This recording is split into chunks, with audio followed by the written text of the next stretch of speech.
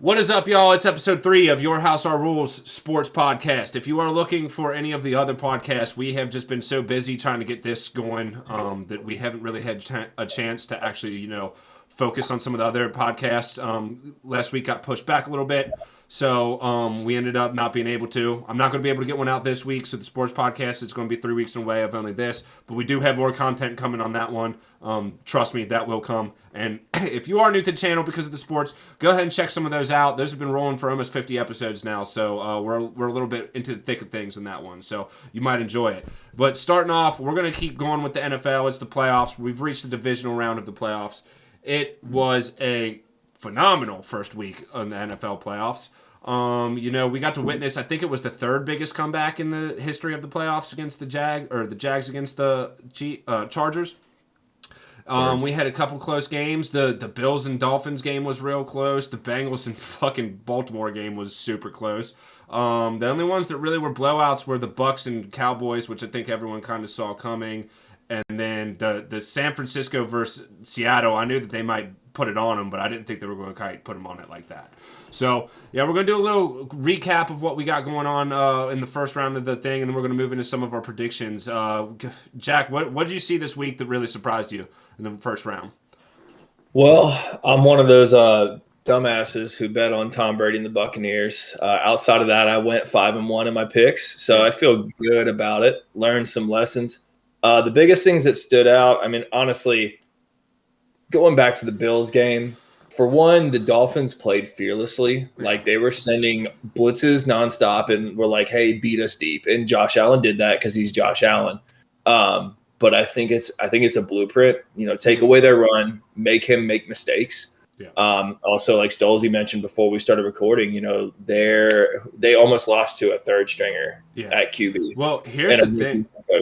Here's the thing about that. I kind of want to peg on that a little bit. I didn't think Thompson played that bad at all. No. There were multiple times where I watched fucking Waddle and Hill, two of the best receivers in the league, just dropping passes, hitting them right in the hands and dropping passes. Waddle had a very tough day. Yeah, he did. For sure. I think that I saw one play where they ran like this weird ass like play action bootleg. Fucking wasn't a bootleg. It was like a play action where he runs across and then they play action to the running back, try to fake a bootleg, but fucking hand it off to Waddle. And they're like, that's the first time he's touched the ball all day. I was like, damn, it's the third quarter, and arguably one of the fucking top 5 receivers in the league is just now touching the ball. But I thought Skylar Thompson played a very good game, and I would not be surprised if they stick with him moving forward with this team a little bit after that performance.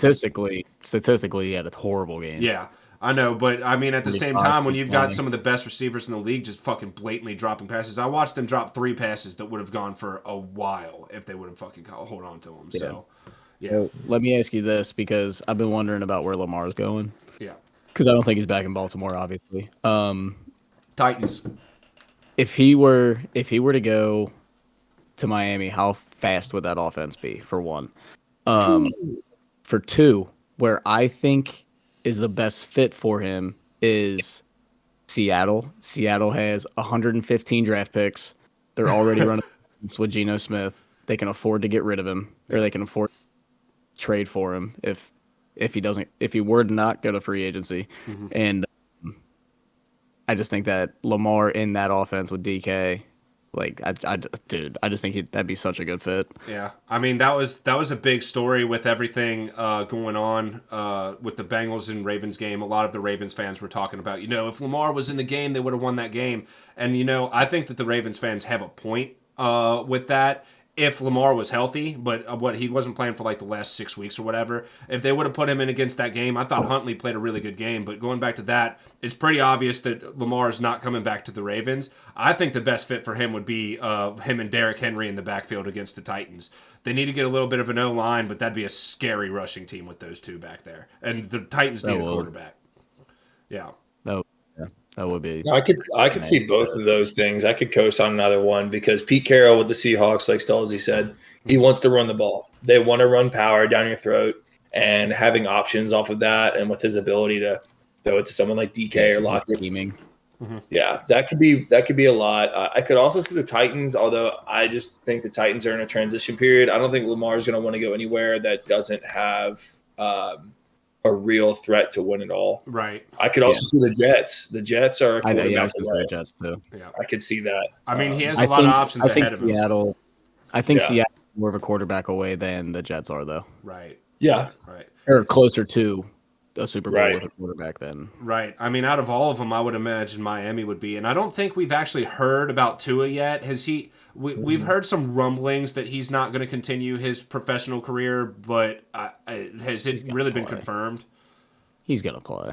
You think he is? Yeah, I'm sure he'll play a little bit. He'll probably come back and risk it, but like those type of injuries and what's going on with him, I can't imagine his career goes much longer, which is sad as shit. It is. I mean, the NFL acts like concussions aren't a thing, like still. Yeah. So like, he'll let him play if he wants to play. Yeah, I mean, if he's still producing at a decent rate, like he will play. I don't think the events that have happened this last year, I don't think that they can really justify keeping him in as like a PR standpoint from the NFL. I think that they might need to kind of step in with that because like he didn't play this game because 2 weeks ago, I think it was against the Jets or someone, he got pushed on like a pass and he fell back and kind of hit his head and like it snapped back a little bit, but it wasn't all that bad and he was out cold. Like, at that point in time, you're running some serious long-term health risks. You need to kind of just call it quits, man. Like, is your health really worth it? Hey, bro, you've made your money. Yeah, exactly. You know what I mean? Like, exactly. But, yeah, I mean, that's all here and there. We had the last weekend of the playoffs. You guys had brought up, Geno and the Seahawks before. The San Francisco 49ers are a scary team, and us being from Cincinnati, a lot of people are talking about, wanting to meet up with them because they've got 2 Super Bowl wins against us on a last second drive type thing, and that's the one team in the entirety left of it that I don't want to run into. I guess the Cowboys have a defense that are kind of on par with them, but at the same time, this San Francisco defense with us having the 3 O-lines out, they're nothing to fuck with. Nothing to fuck with at all. And, like, Purdy, it was the most surprising part about that game, just, putting up 40 just out of nowhere. I mean, he's been putting up against 30, but, like, their strength of schedule from the 49ers has been pretty weak this year. And the Seattle Seahawks are a pretty good team. So to see them do that was probably the most surprising game that I saw. Yeah, but, I mean, we also haven't seen the Eagles play yet. Yeah. So I'm still holding judgment on that. Yeah. Like I was saying before we were recording, like at the end of the day, if Brock Purdy gets to the Super Bowl, like keep in mind, Pat Mahomes, he got to the AFC Championship and lost to the Patriots his first year. Yeah. And then won the Super Bowl his second year, right? So Purdy is so beyond due for a loss as a rookie. Like the dude's what, 10-0, 11-0? I think 7-0 right now. Okay, I think they're okay, one so behind they've won 10 in a row or 11 in a row. Yes, that's correct. Yeah. So, but Purdy's so due for a loss, and at the end of the day, like I'm gonna take Joe, a guy who's already been there, lost, been seen what the whole build up to it is, versus a rookie. At the end of the day, Yeah. I just worry about the offensive line with that stout defense that they got. But another stout defense that we had was the Dallas Cowboys last night just shut down Brady. And afterwards, there's a lot of talk about what Brady's doing. I read something today that the Dolphins actually were talking something, and Brady responded by saying that there's an offer on the table if they want it. So we could see him there. I also did see something about Seattle with Brady. For judging from the post interviews, it kind of seemed like he was done, but done with Tampa Bay, not done with playing. So, I mean, that whole division in the NFC with Tampa Bay was just very weak this year. It wasn't very surprising. It was maybe a little bit surprising that they got beat that bad. But the Dallas has probably the second best defense remaining in the entirety of the thing right now. It's just Dak Prescott is a little bit of a question mark with that. And I thought that they played a really good game last night. They had a limp into the playoffs, but it sure as shit didn't show last night because they got the run involved. The run ended up over the pass, and Dak was playing really good last night. Yeah, I mean, the Cowboys are very inconsistent, but when they're on their shit, they are probably a top 5 team. They've got weapons everywhere. They're mostly well coached, even though I think their culture is toxic as fuck. Whatever. Oh yeah, no, fuck that. You go ahead and denounce everything about the fucking Cowboys. I got you, yeah, bro. But I don't like Mike McCarthy at all. No, I don't either. But like, they do have it in them to go off and hang 40 on people. They've done it numerous times this year. So I'm expecting a letdown. I expect the Niners to handle business. Touching on what you said about Brady, one thing that I heard that makes sense. All of his children live on the East Coast, so even though he's linked to the Raiders with his McDaniels, his old OC, I think it's highly likely he stays on the East Coast. Okay. Yeah. Back to New England, baby. Yeah, man. I don't know about that. I think Max the man. I think he's tired of Belichick. Bill Simmons was talking about it. Yeah. We'll see. I don't know. It might be about time, but the Brady situation is something that you could talk about for hours. I don't think he's done yet. I still think he's got some play left in him, and he wants to. So we'll see. We'll see him next year. He ain't going out like that. Rodgers will both be back. Yeah, for sure.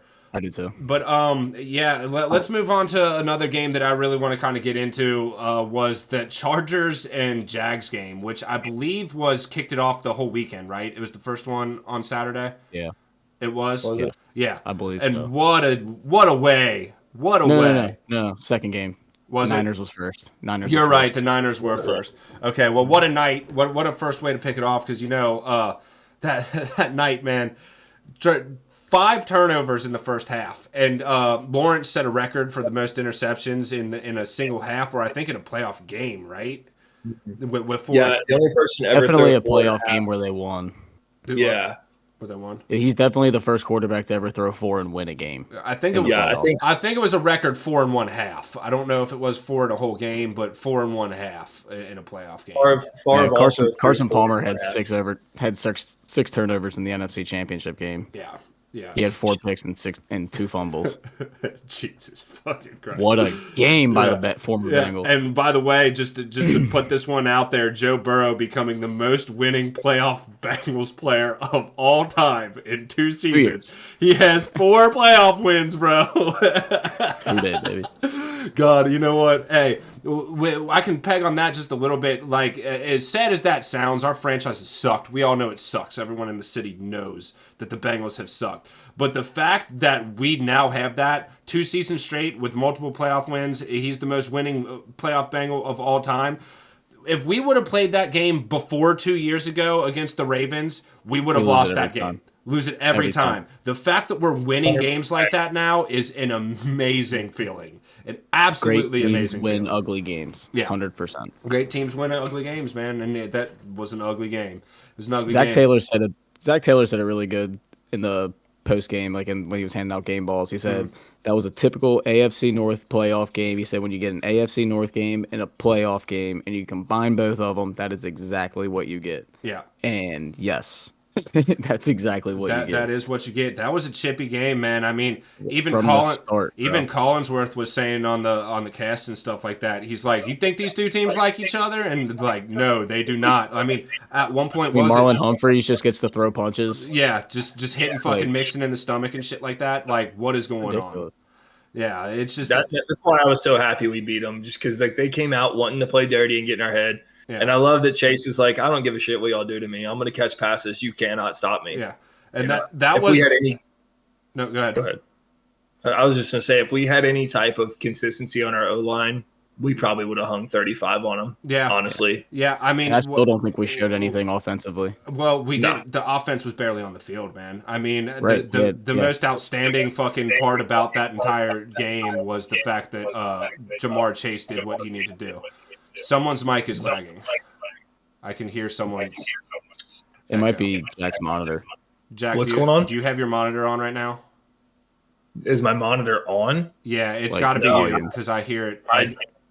Turn the volume I have nothing down. on. Turn the volume on your computer down. Oh, okay. Your mic might be too close to it. Is that better? Yeah. Yeah. Yeah, okay. Cool. I don't know how that happened. It wasn't doing it, but all of a sudden we were. No, it came out of nowhere. So yeah. What is it, like the audio output from my laptop's feeding back in? Yes, it's picking your audio off that onto the mic, so we're good now. But yeah, I might have to cut that a little bit, so let's just gather it up and go back. Cut that. Yeah. All right, but it was a tough battle in the AFC North. We can get into that a little bit more. We'll save all that talk until the end of the episode and do a whole little Bengals thing. I do just want to say that, just touch on the Jaguars and Chargers game because we didn't necessarily get to do that. What an outstanding performance by the Jaguars in the second half of that game, man! It was something to see. Like and able to do it in that situation with Trevor Lawrence being a young quarterback, his first time, he got his yips out of the way and just fucking completely flipped it on its head the next half. The complete polar opposites going on in that game. So props to them, man, and getting that stuff done. Schmidt, if you're watching this episode, fuck you and the Chargers. He's a big Chargers fan. I had to just put that one out there real quick. Well, what'd you guys feel about that game? The crazy thing for me, like, first thing I take away, obviously, is Brandon Staley's got to go. Like, there's no excuse about that whatsoever. Like, you're up 27-0. You have to finish that game out. Even if you're on the road, it does not matter. But the Jaguars defense played super, super well. Like, to keep your team in the game like that down the stretch, it's a lot of like what the Bengals have done past 2 years. But I still don't know what I think about Trevor Lawrence. Like, at the end of the day, he still threw 4 picks in the first half. And they were bad picks. Like, they weren't, you know what I mean? Like, they weren't just like, oh, I see, that went off the receiver's hands, he picked it. They were bad picks. And as far as Justin Herbert, looked really good in the first half. My thing about Justin Herbert, for the past 2 years, everybody said that Joe Burrow was winning in spite of Zach Taylor. Everyone's questioning Zach Taylor's winning ability and coaching ability and everything like that. Including you. Absolutely. Yeah, absolutely. Absolutely. And I even said it, you know what I mean? But if Justin Herbert is so good, why can't he do that? Yeah. If he's being compared to Joe Burrow, why can't he win in spite of his coach? Yeah, at least Burrow's closing out games. People will say as good of a team. A lot of people will say that. I mean, I don't agree with that. It is. No, what I it don't is. either. With People what sleep on you the think, Bengals I don't think you can look at the way the Bengals have played this year compared to the Chargers and compare them at all. I can see some of the quarterback comparisons because Herbert is a beast, but at the end of the day, we're closing out the games that we need to close out, and the Chargers are not, and that's why we're where we're at, and they are not. So. Yeah, I mean, we can go into a little bit of the MVPs that we picked, and that's why I kind of want to save the Chargers and Jags for last, because my MVP that I'm given for the week, the first round of the playoffs, was the Jags defense. Their ability to just shut Herbert and the Chargers down that second half, it was phenomenal. And, I thought that was the best performance we've seen. Of course, they did give up 27 points in the first half, but that second half was just something special to see. So that's who I give my MVP for the first, the wild card round. Go ahead, Jack. Just touching on that game just a little bit before I pick my MVP. One thing about the Chargers, if we did like an apples to apples comparison, Jamar Chase is better than Keenan Allen. Yeah. T. Higgins is better than Mike Williams. Oh, yeah. Herbert and Burrow might be close, but Burrow and his ability to just be so locked in, I'd take him any day. Yeah. And you just they might have us in Eckler. He's got better receivers too. So there's it's and also like Brandon Staley's not the answer at head coach. That's one of the big issues holding back the Chargers. But anyway, we could talk about that all day. Picking an MVP, I got to go after thinking I was considering Brock Purdy, but he wasn't. He went like 18 for 30, even though he went off. 30. Dak Prescott had a great game, but it was against the Bucs. I got to go Daniel Jones. I was just looking at his stats versus the Vikings. He threw for over 300 yards, I think 350, ran for 75 more, and put up like 3 touchdowns. Almost a perfect game. That was like, yeah. No, I'm good. Yeah, I mean, it was just incredible. It was incredible to see. That was actually going to be my pick, but I think I just had to go with the Jags defense in that one because, this Jags organization, they're a newer organization and they don't have much success in the grand scheme of things. So to see them get it done in the wild card and go on to Kansas City was just something that I had to give them the MVP this week. What do you got, Stolzy? For me, the way that the Niners game started out, obviously Seahawks were up at half. And Niners came out and just turned it up. I'm not going to give Brock Purdy the MVP for me personally. For me, I'm going to go Deebo Samuel. Every time they needed to get a rhythm going again, they went ahead, went to Deebo. Deebo had 6 receptions. What did he finish with? 133 yards. He had a 74-yard touchdown. Like, the dude was just everywhere. Shit, you know who probably wasn't too far behind that was fucking Avery was Chase. 15 for 119. Really? Chase only ended with like 90, I think. They didn't have. Yeah, I know, but fucking, he didn't have many receptions. It was a defensive But game. He didn't make the I biggest know play of that game. Yeah, no, that was. You're right. I'm just Debo went straight up safety blanket. I'm the best player on the team. I'm the best player on the field. Throw me the ball. I'm gonna win this. Yep. Don't worry about it. The exact same thing he did in the playoffs last year, and almost took his team to the Super Bowl doing it. Right. Okay. Debo's my guy. Debo's your guy. All right, so there's our MVPs for the wild card round of the playoffs, y'all. All right, moving on to that, we're going to get into some predictions for this week's divisional round. So starting off the weekend, we're going to save the Bengals as to last as usual. But starting off the weekend, we've got Saturday at 4:30, the Jags and Chiefs. So for this one, I really think that the Jags stand a chance in this game. I don't think that this is going to be a blowout. The spread is at 8.5 right now. I think that you should take the Jags in that one, to be honest with you. I don't always find the bye to be a good thing when it comes to the divisional round of the playoffs. I don't think having time off is necessarily a good thing. At least the one seed in the divisional last year.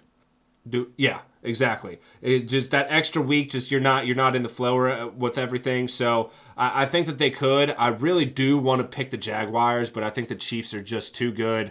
They're probably, out of all the teams left, the most experienced team that we have in the Super Bowl, or not in the Super Bowl, in the playoffs right now. And I think their offense is just too good. I think they get it done. The final score that I have for that game was 35-30 Chiefs. Stolze, what you got? That's super, super close to what I was going to say. Same exact thing. Like, I think, if anything, it's going to be like a backdoor cover situation out of Jacksonville. Like, Whoever they might be just joined here, you need to get out. We're doing a podcast. You need to leave, bro. But the Chiefs might be up like 10 towards the end of this game. You know what I mean?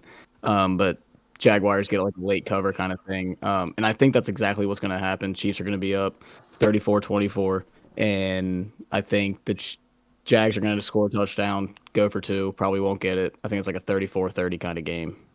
Chiefs win. Nice. Yeah, both those logic is on point with this. I definitely think taking the Jags spread of 8.5 should be a nice bet. Just a lot. Do what? It's just a lot. It's a lot. It's a lot for a playoff game. Like, it's a lot for a team playing with house money with no pressure. It's a lot for a team with so much coming talent. Off a huge comeback win. I'm saying, and there's no way. I mean, and they could come out flat. There's no way that the first half goes that bad again for them. The Jaguars could come out flat because of how big of a win that was. That definitely is in play. I was thinking that. But I think they're going to... It's just the playoffs, man. Like, I think they just come to play. I think they're taking a Bengals route in that they're going to come out, they're going to ride the wave and come out hot. So, yeah, I agree. I don't know if I would go quite as high on the score. I'm going to be very close. I think the Chiefs will end up winning, like, I don't know, maybe even 28-27. That's probably what I'm going to call it. 52.5. Yeah. So, yeah. You're a little, I think I'm going to go 28-27 on that. Like, it ain't, like, 52.5, I don't know. But all right, sorry about that, guys. I just had to text Brewer real quick, just make sure everything was okay. Sorry, he said my bad. Yeah, we're all good. So moving on from there, we've got the second game on Saturday, which is the 8:15 game on Fox.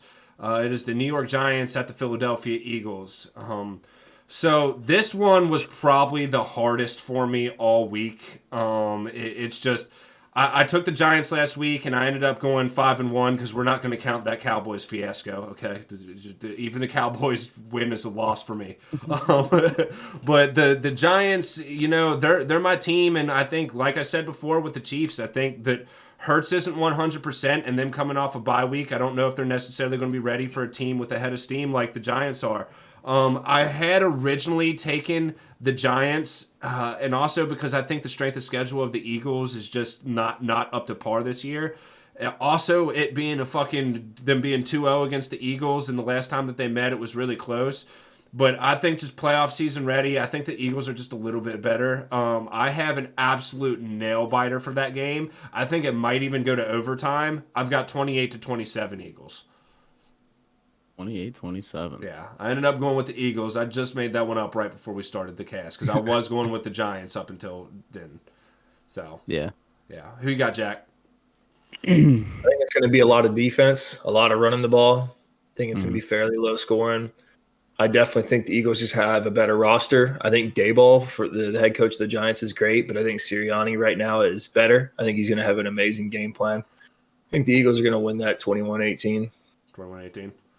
21-18. Like you said, I like Daboll. I like Daboll a lot. The way he gets his guys ready to play. It's why I was all over the Vikings for the past 3 weeks when it looked like they were going to be playing, or all over the Giants when it looked like they were going to be playing the Vikings. To me, I still haven't seen the Eagles play. That's why it's been so difficult for me. Yeah. I think the Eagles win. I think they got a little bit. They just got more. They just got more to them as a whole. Like, they're just a more complete team, I feel like. Division game. 21-19. 21-19. Yeah, that's what I'm going with. All right. And moving on from that, we're skipping over the Bengals-Bills game, as we're always going to do, being Bengals fans. Sunday at 6:30 on Fox, we got the Cowboys at the 49ers. Jack, who you got? I'm going Niners. I think currently they have the best roster in the league. I think Kyle Shanahan is probably the best offensive mind in football right now. And it being at home is a huge tipping point for me. I also expect the Cowboys to kind of come back to earth, and they're going against the best defense left in the league. So, yeah, I think I'm going to go Niners. Let's say 24-17. What you got, Stolzy? I think this is a Dak letdown game. They're just not consistent, like we were saying earlier. Oh, yeah.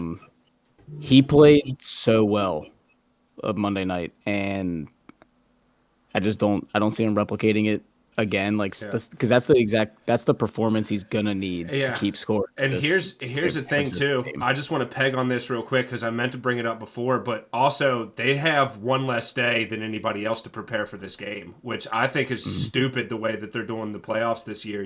Having a game on Monday, it makes no sense. There's an entire spot on Saturday, and if you want to do it that way, you could even put it on Friday. It makes sense to have 3 Saturday, 3 Sunday, but giving them like one extra day, it's just not fair. But yeah, continue. I agree. I do think this could be a Cowboys get blown out. I don't see that this is. I think it's closer to like Niners win by like 13, 14 points. Like I can see this being like a 30 plus to low 20s kind of thing.